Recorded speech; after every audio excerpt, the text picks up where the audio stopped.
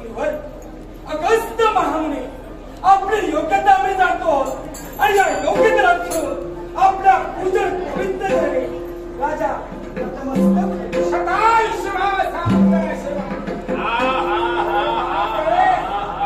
इकडे गो समाधान म्हटलं आणि का वाटले ओम विप्र श्रेष्ठाय विद्महे महातेजाय धीमहि तन्नो ब्राह्मण प्रचोदयात्। हे महामुने चरणी साष्टांग यशवंत होशील सामंत। हे विद्रावणे आपण जणू काय आमच्या या मिथिलेच्या या सभेमध्ये प्रवेश केला आणि याच्यामुळे जणू काय दुसरा सूर्य या ठिकाणी प्रदीप्त झाले असा आभास आमच्या मनाला होतोय। अयोध्येचा भूपालक राजा आपल्या चरणी नमस्कार।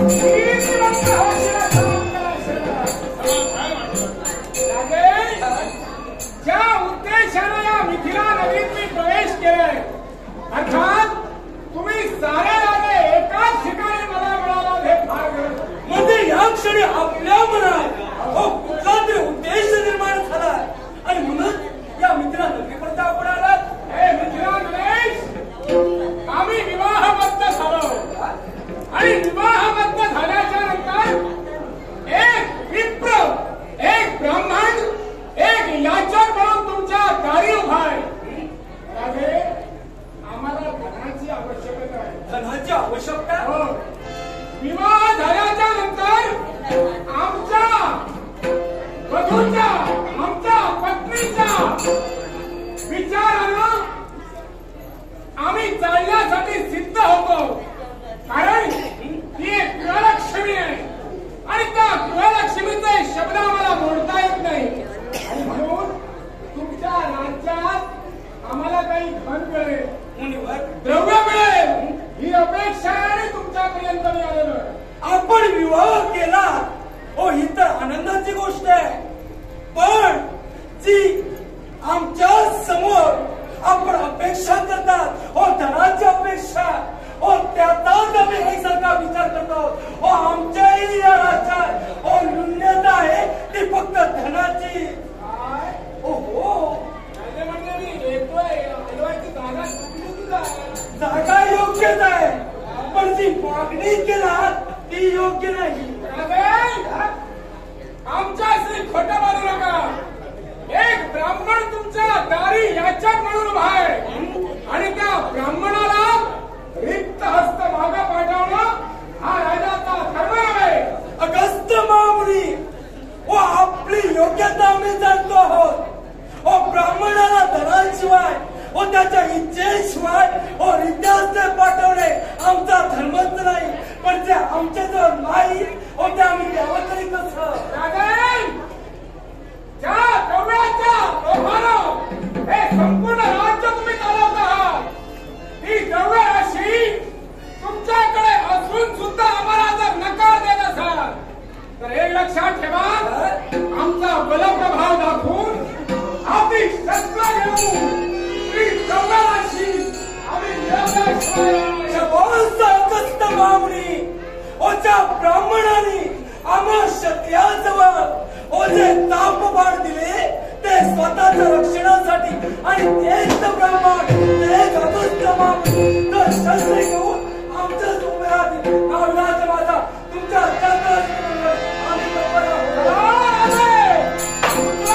शस्त्र हा हंगामा तुमच्या समोर बाय तो राजा तुम्हाला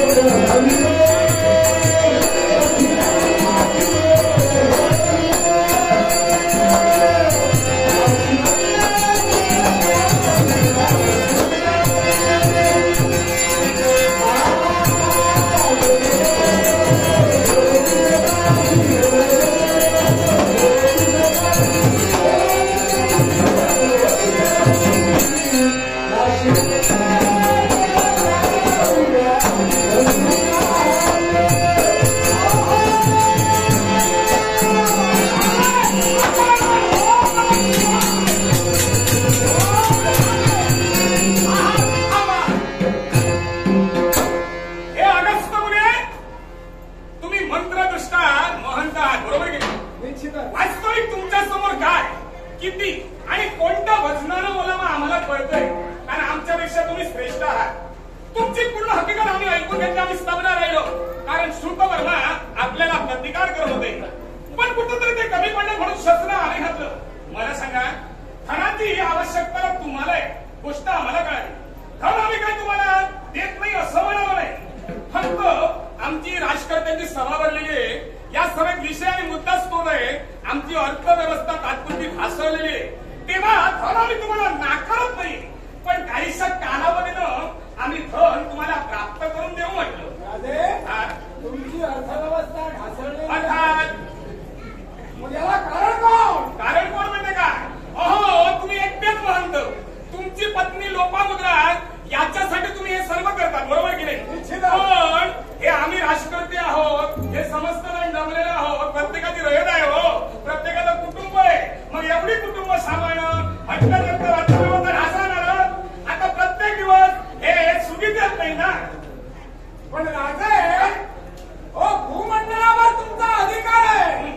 आम्ही तर एका झोपडीत एका आश्रमात राहतो, फक्त आश्रमापुरती आमच्या मालकीची जागा आहे. नव्हे तर आजपर्यंत आम्ही आमचा जो व्यवहार चालवला, आमचा जीवन निर्वाह जो चालवला, तो फक्त फळ आणि कंदमुलावर. आम्ही केवळ कुणासमोरही हात पसरले नाही, पण आज पत्नीच्या इच्छेसाठी म्हणून. राजे, तुम्ही जर आम्हाला धनद्रव्य देऊ, एका ब्राह्मणाची सेवा करणार नाही, मग आम्ही हात कुणासमोर पसरावे? अगदी योग्य बोलला तुम्ही. तुमची सेवा करणं म्हणजे विप्र धर्म. केवळ आम्ही माणूस म्हटलं, फक्त या कालावधीपुरता नाही, काहीशा कालावधीनं आम्ही तुम्हाला धन प्राप्त करून देऊ म्हटलं, तत्क्षणी तुम्हाला तिथपर्यंत आम्ही धने पाठवून देऊ ना. तुम्ही जरा इथून मी माघारी जाणार नाही, कारण तुमच्या राजकोठारात काय काय द्रव्य आहे ही ज्यावेळी मी पाहीन, नवे तर त्याचा मी अनुभव घेईन, त्याच वेळी मी इथून बाहेर जाईन. राजकोटाला प्रत्येक सेवक आहे, ते आम्हाला समस्त संदेश देतात. त्यांच्या संदेशावरून आम्ही तुम्हाला कथित करतोय, तुम्हाला तो व्यवहार पाहता येणार नाही. जर का बळानं आम्हाला तुमचं धनद्रव्य प्राप्त झालं नसेल, तर शेवटी आणि याच्या योगाचं सामर्थ्य नका तुम्ही आम्हाला वाटणार का? तर आम्ही सुद्धा कमवत नाही, समाजात मार्गा म्हणून तुम्हाला सूचित करतोय.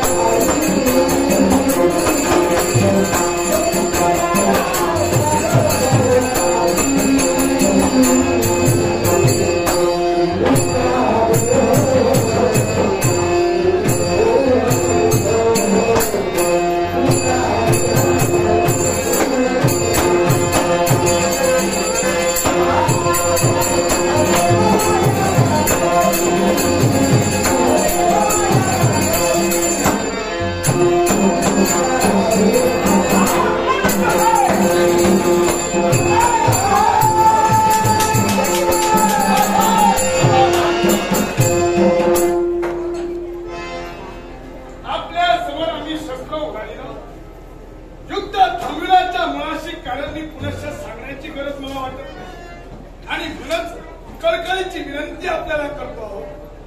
केवळ हा आताताईपणा योग्य नव्हे, जिथं धनदौलत आमच्या राज्यात नाही त्याची पूर्तता तुम्हाला कोणत्या पद्धतीने आम्ही करू.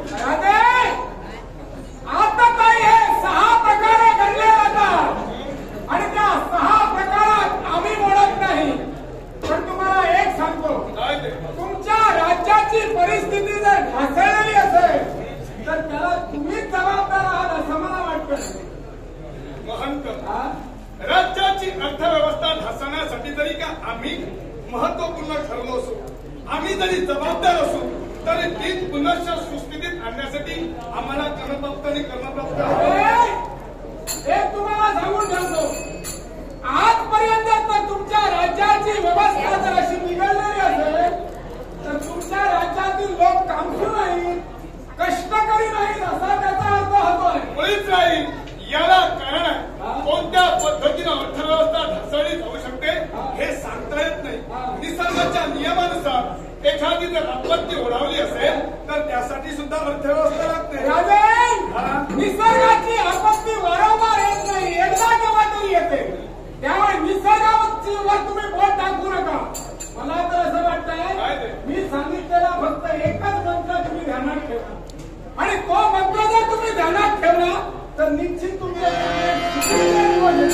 महंत राजन, पाठीवर झोपतो तो योगी, उजव्या कुशीवर झोपतो